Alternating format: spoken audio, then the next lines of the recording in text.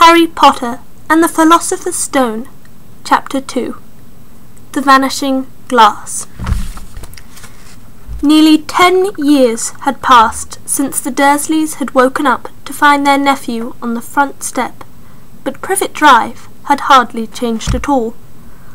The sun rose on the same tidy front gardens and lit up the brass number 4 on the Dursleys' front door. It crept into their living room, which was almost exactly the same as it had been on the night when Mr. Dursley had seen the fateful news report about the owls. Only the photographs on the mantelpiece really showed how much time had passed. 10 years ago there had been a lot of pictures of what looked like a large pink beach ball wearing different coloured bobble hats. But Dudley Dursley was no longer a baby. And now the pictures showed a large blonde boy riding his first bicycle on a roundabout at the fair, playing a computer game with his father, being hugged and kissed by his mother. The room held no sign at all that another boy lived in the house too. Yet Harry Potter was still there, asleep at the moment, but not for long. His Aunt Petunia was awake, and it was her shrill voice which made the first noise of the day. "Up! Get up! Now!" Harry woke with a start. His aunt rapped on the door again. "Up!" she screeched.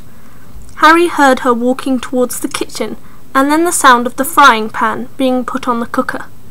He rolled up on his back and tried to remember the dream he'd been having. It had been a good one. There had been a flying motorbike in it. He had a funny feeling he'd had the same dream before. His aunt was back outside the door. "Are you up yet?" she demanded. "Nearly," said Harry. "Well, get a move on. I want you to look after the bacon. And don't you dare burn it. I want everything perfect on Daddy's birthday." Harry groaned. "What did you say?" His aunt snapped through the door. Nothing. Dudley's birthday. How could he have forgotten? Harry got slowly out of bed and started looking for socks. He found a pair under his bed, and after pulling a spider off one of them, put them on. Harry was used to spiders because the cupboard under the stairs was full of them, and that was where he slept. When he was dressed, he went down the hall into the kitchen. The table was almost hidden beneath all Dudley's birthday presents. It looked as though Dudley had got the new computer he'd wanted, not to mention the second television and the racing bike. Exactly why Dudley wanted a racing bike was a mystery to Harry, as Dudley was very fat and hated exercise, unless, of course, it involved punching somebody. Dudley's favourite punch bag was Harry, but he often couldn't catch him. Harry didn't look it, but he was very fast. Perhaps it had something to do with living in a dark cupboard, but Harry had always been small and skinny for his age. He looked even smaller and skinnier than he really was, because all he had to wear were old clothes of Dudley's, and Dudley was about 4 times bigger than he was. Harry had a thin face, knobbly knees, black hair, and bright green eyes. He wore round glasses held together with a lot of sellotape, because of all the times Dudley had punched him on the nose. The only thing Harry liked about his own appearance was a very thin scar on his forehead, which was shaped like a bolt of lightning. He had had it as long as he could remember, and the first question he could even remember asking his Aunt Petunia was how he had got it. "In the car crash when your parents died," she had said, "and don't ask questions." Don't ask questions. That was the first rule for a quiet life with the Dursleys. Uncle Vernon entered the kitchen as Harry was turning over the bacon. "Comb your hair," he barked, by way of a morning greeting. About once a week, Uncle Vernon looked over the top of his newspaper and shouted that Harry needed a haircut. Harry must have had more haircuts than the rest of the boys in his class put together, but it made no difference. His hair simply grew that way, all over the place. Harry was frying eggs by the time Dudley arrived in the kitchen with his mother. Dudley looked a lot like Uncle Vernon. He had a large, pink face, not much neck, small, watery blue eyes, and thick blonde hair that lay smoothly over his thick, fat head. Aunt Petunia often said that Dudley looked like a baby angel. Harry often said that Dudley looked like a pig in a wig. Harry put the plates of egg and bacon on the table, which was difficult, as there really wasn't much room. Dudley, meanwhile, was counting his presents. His face fell.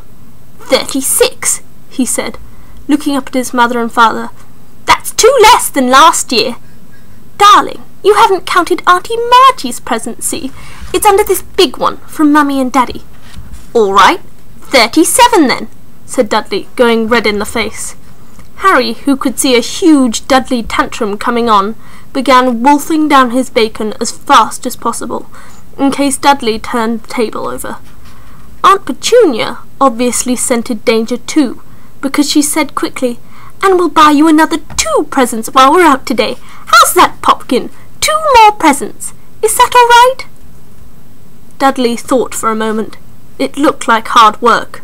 Finally he said slowly, "So I'll have 39, sweetums," said Aunt Petunia. "Oh." Dudley sat down heavily and grabbed the nearest parcel. "All right then." Uncle Vernon chuckled. Little tyke wants his money's worth, just like his father. Attaboy, Dudley. He ruffled Dudley's hair. At that moment the telephone rang, and Aunt Petunia went to answer it, while Harry and Uncle Vernon watched Dudley unwrap the racing bike, a cine camera, a remote control aeroplane, 16 new computer games, and a video recorder. He was just ripping the paper off a gold wristwatch when Aunt Petunia came back from the telephone, looking both angry and worried. "Bad news, Vernon," she said. "Mrs. Figg's broken her leg. She can't take him." She jerked her head in Harry's direction. Dudley's mouth fell open in horror, but Harry's heart gave a leap. Every year on Dudley's birthday his parents took him and a friend out for the day, to adventure parks, hamburger bars, or the cinema. Every year Harry was left behind with Mrs. Figg, a mad old lady who lived 2 streets away. Harry hated it there. The whole house smelled of cabbage, and Mrs. Figg made him look at all the photographs of the cats she'd ever owned. "Now what?" said Aunt Petunia, looking furiously at Harry as though he'd planned this. Harry knew he ought to feel sorry that Mrs. Figg had broken her leg, but it wasn't easy when he was reminded himself it would be a whole year before he had to look at Tibbles, Snowy, Mr. Paws, and Tufty again. "We could phone Marge," Uncle Vernon suggested. "Don't be silly, Vernon. She hates the boy." The Dursleys often spoke about Harry like this, as though he wasn't there, or rather, as though he was something very nasty they couldn't understand him, like a slug. "What about, what's her name, your friend, Yvonne?" "On holiday in Mallorca," snapped Aunt Petunia. "You could just leave me here," Harry said hopefully. He'd be able to watch what he wanted on television for a change, and maybe even have a go on Dudley's computer. Aunt Petunia looked as though she'd swallowed a lemon.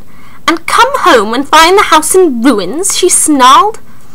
"I won't blow up the house," said Harry, but they weren't listening. "I suppose we could take him to the zoo," said Aunt Petunia slowly, "and leave him in the car." "That car's new. He's not sitting in it alone." Dudley began to cry loudly. In fact, he wasn't really crying. It had been years since he'd really cried. But he knew that if he screwed up his face and wailed, his mother would give him anything he wanted. "Dinky Duddy Dums, don't cry. Mummy won't let him spoil your special day," she cried, flinging her arms around him. I don't want him to come!" Dudley yelled between huge pretend sobs. He always spoils everything! He shot Harry a nasty grin between the gap in his mother's arms. Just then, the doorbell rang. "Oh, good Lord! They're here!" said Aunt Petunia frantically, and a moment later Dudley's best friend, Pierce Polkiss, walked in with his mother.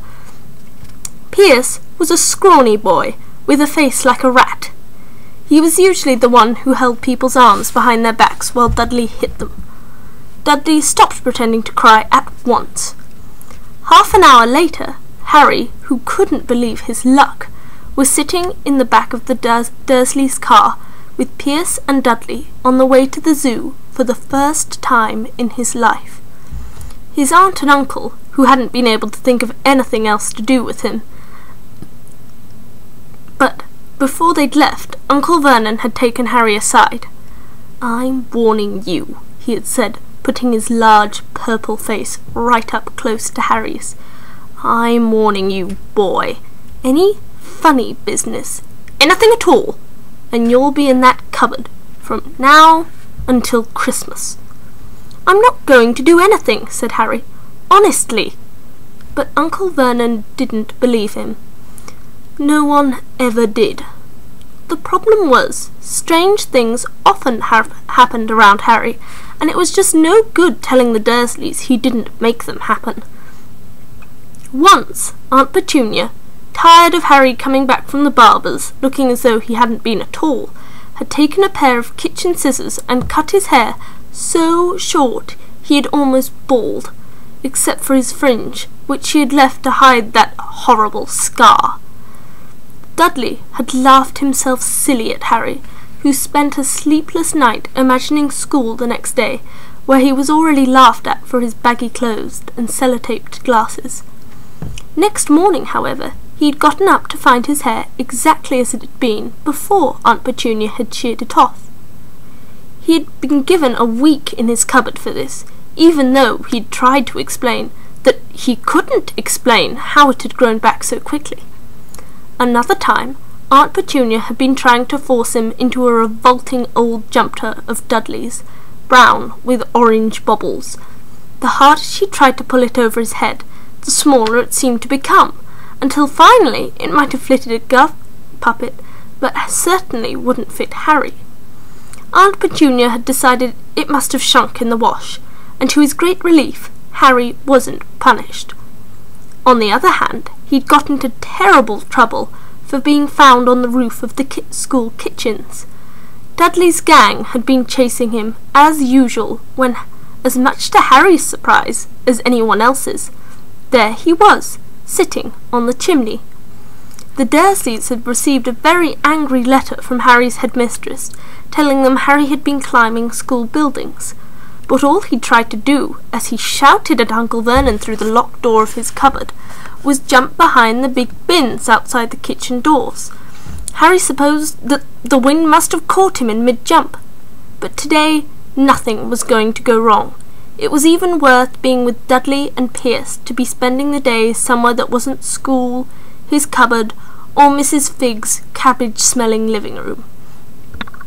While he drove, Uncle Vernon complained to Aunt Petunia.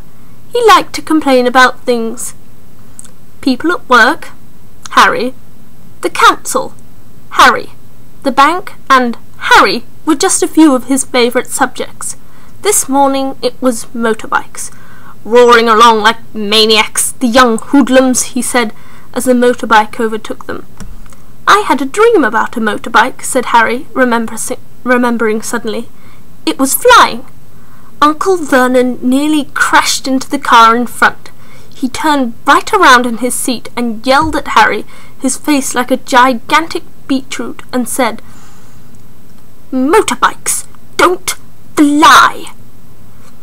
Dudley and Pierce sniggered. "I know they don't," said Harry. "It was only a dream." But he wished he hadn't said anything. If there was one thing the Dursleys hated even more than his asking questions, it was talking about anything acting in a way it shouldn't, no matter if it was in a dream or even in a cartoon. They seemed to think he would get dangerous ideas.